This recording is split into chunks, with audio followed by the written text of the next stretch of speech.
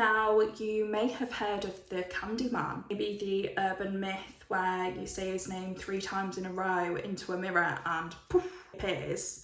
Well, we're not talking about him today. We're talking about a man named Ronald Clark O'Bryan, a man who became infamously known as the Candyman, or the man who killed Halloween. And this was because he took it upon himself to poison Halloween candy. Hi, I'm Charlotte and welcome back to Murder, Makeup and More with me, Char Louise, where I sit and discuss true crime cases whilst I do my makeup at the same time. Today's makeup might look a little bit wild, and that is because this is a Halloween special episode, and I kind of wanted to embrace the Halloween vibe, and I've kind of gone a bit crazy and it doesn't really work, but it's fine, it's all fun. And thank you so much for 50 subscribers. I feel like the number's just gradually going up and up, which is amazing. Thank you so much for sitting and watching me and listening to me. And if you haven't already, please make sure that you're subscribed, like this video and drop me a little comment. Let me know what your Halloween plans are, if you're doing anything fun, if you're doing anything spooky. I'm personally hibernating this year. I'm going into hermit mode. We're gonna switch the lights off and hide,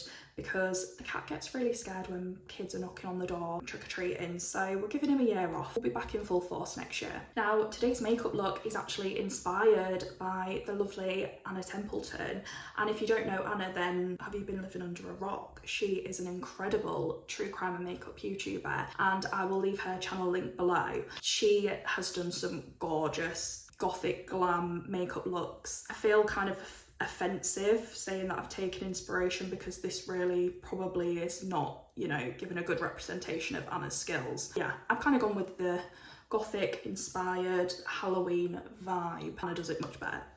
But yeah, make sure you head over and check out her channel as well, because she is incredible. But I'll stop going on anyway, and I will get into the facts of today's case. Ronald Clark O'Bryan was born on the 19th of October 1944. Now, sadly, I couldn't find much information about Ronald's childhood and early years. I do usually like to delve into that just to kind of get a background on how they've been brought up, if there are any particular events that can kind of explain why people have turned out the way that they have. But yeah, sadly in the case of Ronald, really wasn't anything to go by. So all I know is when he was born and that he had grown up and lived in Texas. Now, at the time this case takes place, Ronald was married, and he had married a lady named, I think it's pronounced Danine. They had 2 children, so they had a son named Timothy and a daughter named Elizabeth. Ronald had a good career. He was an optician and he worked in Houston, Texas. Ronald was a churchgoer. He was part of the choir, was kind of, you know, was an active member of the community. This case does actually take place on the 31st of October in 1974, which, as you may well know, is Halloween. Ronald had taken his son Timothy and his daughter Elizabeth out trick-or-treating, and they'd actually gone with a friend or neighbour and their children. You know, they'd gone out trick-or-treating. So if you're not aware, trick-or-treating is essentially what people do on Halloween night. Essentially go and knock on doors, say trick-or-treat, and then they give you sweets or candy if you're in the US. And essentially children will dress up in fancy dress costumes, and yeah, they basically just go around and they get given lots of candy. And yeah, so as they're going around trick-or-treating, you know, you kind of knock on doors, you'll wait for somebody to answer, then they give you sweet. And they'd knocked on one door in particular, the person hadn't answered. I'm not sure what it's like when, you know, you went trick-or-treating when you were a child, if you went, but for me, if we went trick-or-treating and somebody didn't answer the door, you would just move on to the next house and assume that they weren't in, or perhaps they just can't be asked with trick-or-treaters. So you would just move on to the next house and, you know, hope that you can get some candy or sweets somewhere else. However, for some reason, Ronald stays back and he lets the others, you know, carry on, and he's waiting for the person who hasn't answered the door to answer their door, which, you know, a little bit odd, because typically you would just move on. So apparently after hanging back, someone eventually did answer the door, but they didn't answer the door properly. They just stuck their arm out and had a handful of pixie sticks. Now, pixie sticks, if you're from the States, probably know what they are. In the UK, it's kind of like the sherbet sticks, I believe, where it's like a plastic tube and you open it at one end and it has kind of like sugar or sherbet inside. It's basically just like pure sugar. They're really nice, to be fair. He had just been passed a handful of these by this man who just stuck his arm out the door. Then Ronald catches up with he gave one pixie stick to each of the children. There was his 2 children, the 2 children that were there with his friend, and then there was another child that was walking past that he just handed one to. Now at this point the weather had kind of taken a turn, so they decided to just call it a night and go home. So when they get back home, of course, Timothy's just been trick-or-treating and he wants to eat some of the candy that he'd got when he was out trick-or-treating. He apparently wanted to eat the pixie stick. Now apparently Timothy was actually struggling to get it open and to get the sugar out, which isn't really unheard of because I don't know if you've ever had them before, but they are a little bit of a faff to get the sugar out of them. Ronald, Timothy's dad, helped him to get the contents out of the pixie stick. Now, when Timothy started to eat this, he actually complained that it was really bitter and sour and didn't taste right. So Ronald passed him some Kool-Aid, which is like a drink to kind of refresh his mouth. Almost instantly, Timothy said that he didn't feel well and he ran to the bathroom where he began vomiting and then he started convulsing. And sadly, on the way to the hospital, Timothy would die from this. Now, a pathology report would reveal that the pixie sticks that Timothy had consumed were actually laced with cyanide. Now, cyanide is a poison and it's deadly if consumed. The pixie sticks were showing that they contain cyanide, which obviously is not part of the ingredients. Thankfully, I did mention that the other children were also handed the pixie sticks, but thankfully none of the other children had actually consumed them. It was only Timothy that had sadly eaten the pixie stick, so thankfully none of the other children were harmed as well. But it is just so horrifically sad that Timothy, you know, was just having his Halloween candy, was probably really excited, and it would end up being fatal for him. I'm sure you can imagine this was creating widespread panic amongst parents who were now fearing that their children's candy could have been poisoned, because nobody knew if this was just an isolated incident or if perhaps other types of candy could have also been poisoned. This seemed like it was somebody that was just handing out poisoned candy to children at random. And I mean, if you've been trick-or-treating before, you can probably understand that when you go trick-or-treating, it's dark, there's a lot of people around, you're kind of going house to house, you're probably not paying that much attention to exactly which house you got which candy from. So as you can imagine, parents were feeling pretty frantic at this point, and a lot of parents were actually taking candy into the police station and saying that they were worried that it had been poisoned. Now, I have no idea what I'm doing with this makeup. I'm literally just going messy and fun with it because it's just Halloween vibe. So this is not a makeup tutorial as such. It's just more me having a bit of fun, going a bit messy and seeing what happens at the end. So police are also kind of thinking that this is more than likely an attack from a stranger. But I mean, it's just so odd. Like, why would somebody do that? They make like little stars. I don't know. So obviously police ask questions about, where they got the pixie sticks from, and they'd only been to a few houses because of the bad weather. So at first Ronald couldn't remember, but then he remembered the house that he had waited behind at.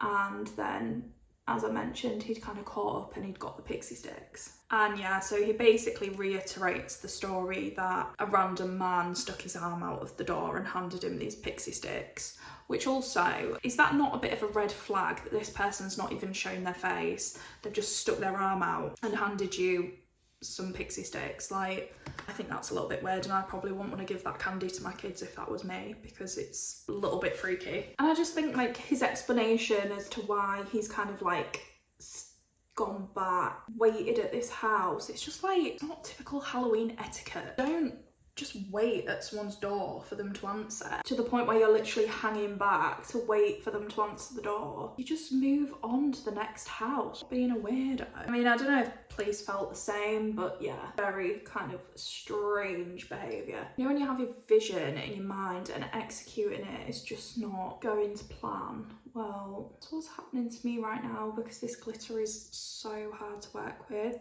It's like little stars, but it's really fiddly. I wanted it to kind of be a straight line, but it's a little bit wonky. It's Halloween, isn't it? So it doesn't matter. I don't know what's going on there. It's like a shooting star. We'll go with that. Police actually did find out the address that Ronald was referring to, and it was a man that lived there. I don't know if he had hairy arms, they didn't say. They questioned this man about where he was, if he'd handed out the candy, blah blah blah. And he was actually at work that night. No one was home. So he obviously denied having handed the candy out of the door, and he really just didn't have any idea what was going on. This guy did have an alibi. He was at work and he had people that worked with him that knew he was there at this time. So the police quickly disregarded this and knew that he was not a suspect. At around this time, this is when suspicion started to grow about Ronald, because it would turn out that Ronald was actually in a lot of debt. So Ronald was actually in about $100,000 worth of debt at the time, and their family home was actually going to be repossessed if he couldn't pay back this money. As it would turn out, Ronald had actually just recently taken out life insurance policies on his children, and he kept amending these to make them more and more, and eventually they kind of tallied up to about $60,000.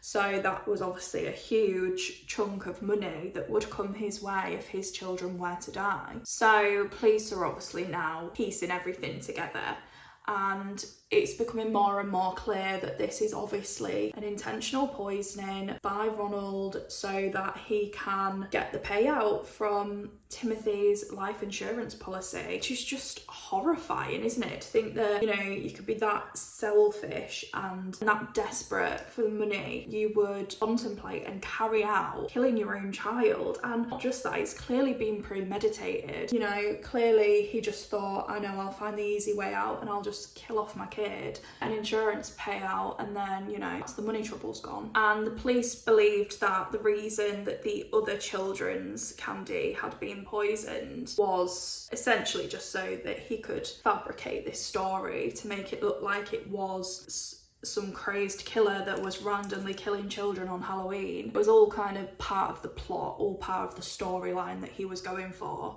Ronald was arrested on the 5th of November and he denied everything. He would not admit that he had done this, and this meant that it was going to have to go to trial. So during the trial there was a lot of circumstantial evidence and it all stacked up against Ronald, and it was kind of very damning evidence that was beginning to stack up against him. There were quite a few witnesses that came forward to provide testimony, and this included a chemist who had met Ronald and had mentioned the fact that Ronald had been asking about where he could get hold of cyanide. I mean, if that's going to be your method to kill somebody, at least keep your mouth shut. Why are you going around asking these questions that are clearly suspicious? And not only that, his friends and co-workers had testified to say that he had developed an abnormal kind of fascination with cyanide. He was speaking to every Tom, Dick and Harry about it, you know, and he's like, oh, how much cyanide do you think it'd take to kill someone? Are you really that thick?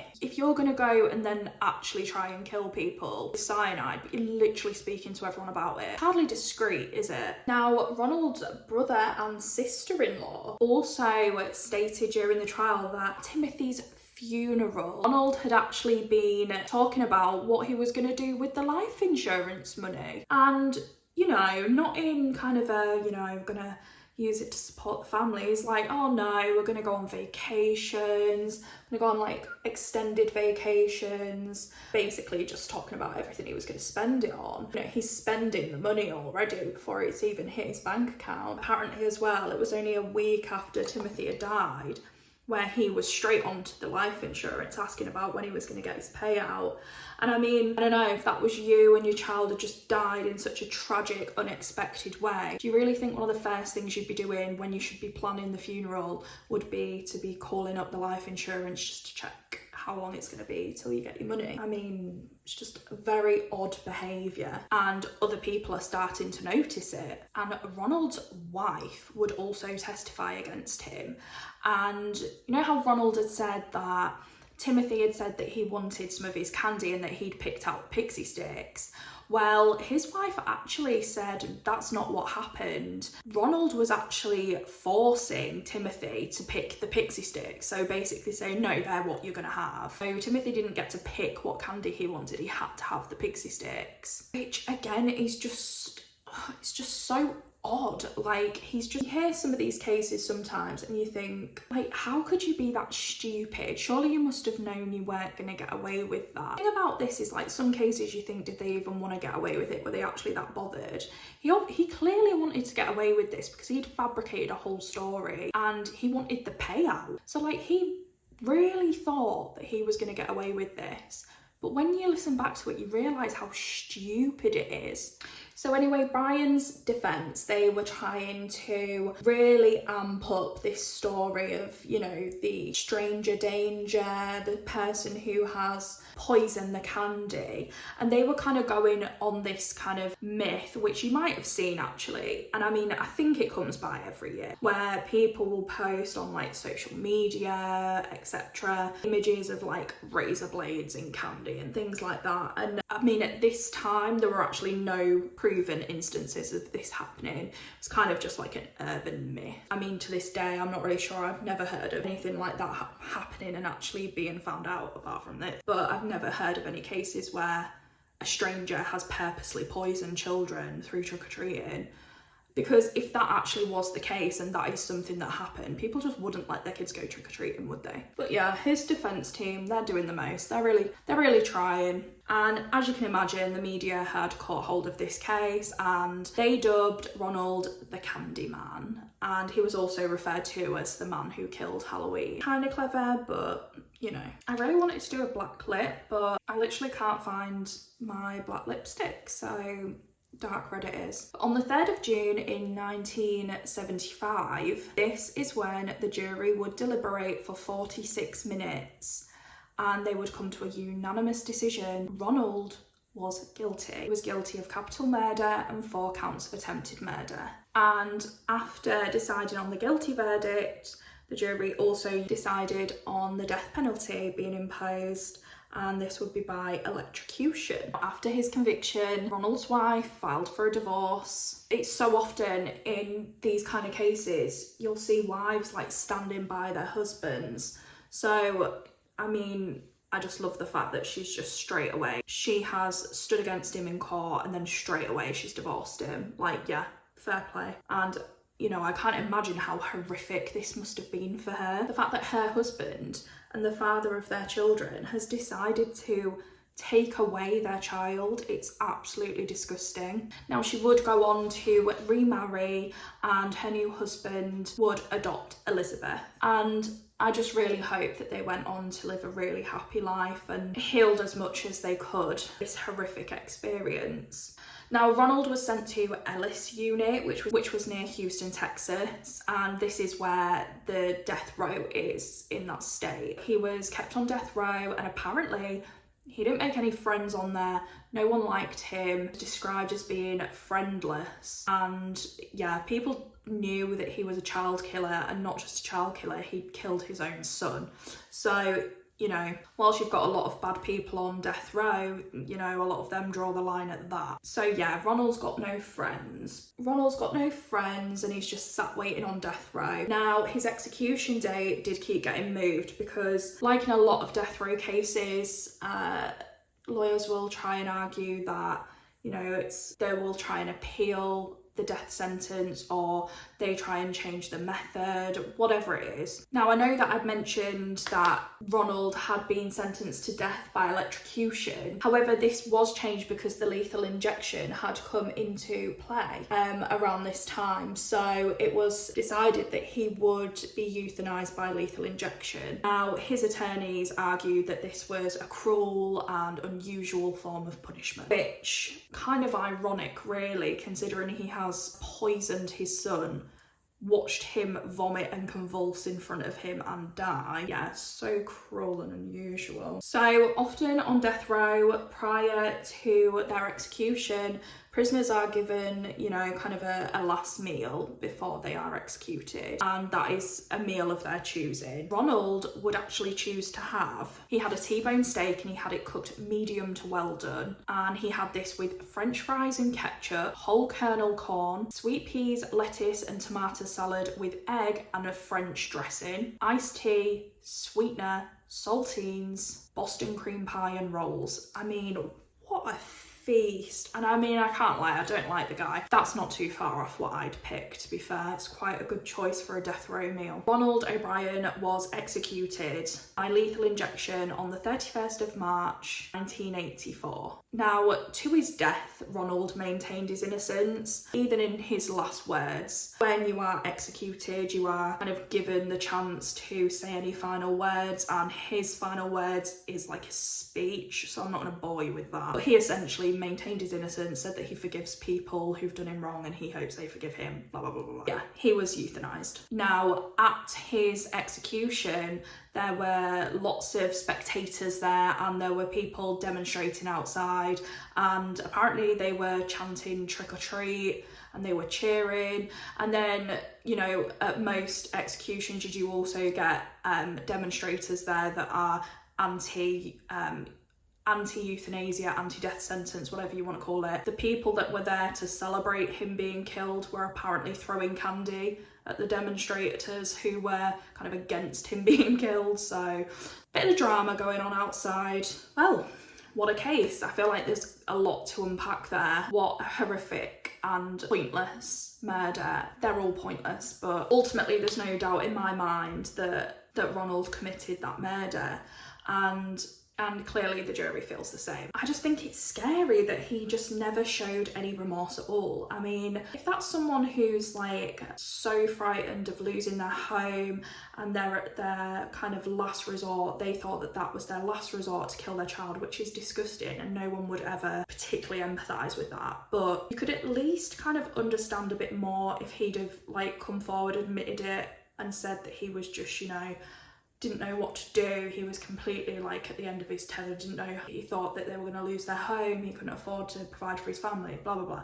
But he just kind of didn't seem bothered, and I think it's kind of eerie that at the funeral he's kind of talking so nonchalantly about what they're going to spend the life insurance on. Like, it's almost like he just didn't care that his child had died, and that's the kind of really sad part about this. And I feel so sad for his wife and their daughter Elizabeth, who lost Timothy and would mourn Timothy, and then you've just got that selfish, evil man who thought he was going to get a bit of a payout for killing his child. I just want to send my love and prayers to Timothy's mother and his sister. I couldn't find much information about where they are now and what they're doing, and I didn't really want to delve into it too much because I think you've kind of got to respect people's privacy, and I just hope wherever they are healing and that they have found some peace in their life. And yeah, it's just such a horrific thing for them to have to go through. And of course I just want to remember Timothy. He was taken away by his dad, someone that was supposed to love him, care for him, supposed to protect him. He took Timothy's life away just to fulfill his own selfish needs and to try and make money from it.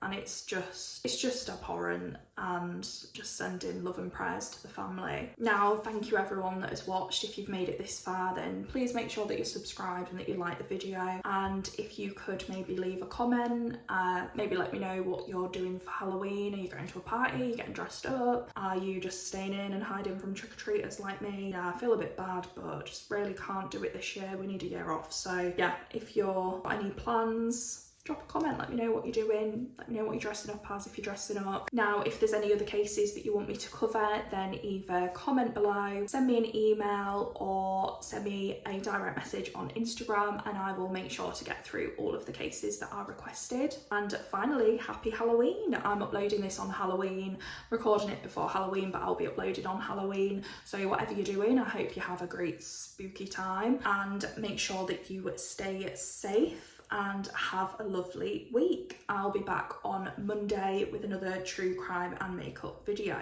See you soon.